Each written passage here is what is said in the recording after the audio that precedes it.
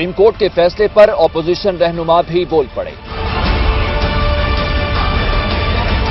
Opposition leader Khurshid Shah نے اپنے رد عمل میں کہا جو چیزیں پہلے نہیں تھی سپریم کورٹ نے وہ بھی ڈال دی۔ شیر نے بھی سارا معاملہ صاف کر دیا۔ جو چیزیں شاید پہلے نہیں تھی وہ بھی اس میں ڈال دی ہے، جو شہر پڑا ہے اس میں تو اس نے سارے نچوڑ اس میں دے دی ہے۔ تو میں سمجھتا ہوں کہ نواز شریف کو اس طرف جانا نہیں چاہیے تھا۔ پی پی رہنما شری رحمان بھی حکمرانوں پر خوب برسی اور کہا کہ یہ خود کو انصاف کے ہر معیار سے بالاتر سمجھتے ہیں۔ آپ یہ بھی دیکھ لیں کہ دوسرے صوبوں میں دوسرے لوگوں کے ساتھ کیا ہو رہا ہے، یہ آپ سننے تیار نہیں ہیں۔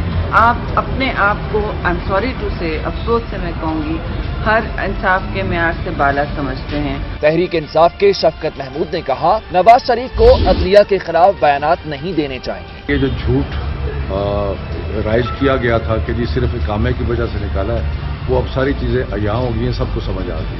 عوامی مسلم لیگ کے سربراہ شیخ رشید نے بھی سابق وزیر اعظم نواز شریف اور مریم نواز پر خوب تنقید کی۔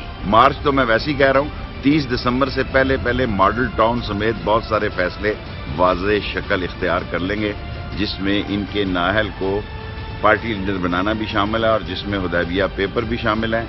شہباز شریف نے کافی کوشش کر لی ہے، ٹی وی پہ اس کا اور بیان ہے، دوسرے لوگوں کے لیے اس کا اور بیان ہے، اور اپنی خواہشیں جو دم توڑتی جا رہی ہیں اس کی اور۔ اپوزیشن رہنماؤں نے مزید کہا سپریم کورٹ کا فیصلہ اپنی نوعیت کا منفرد فیصلہ ہے۔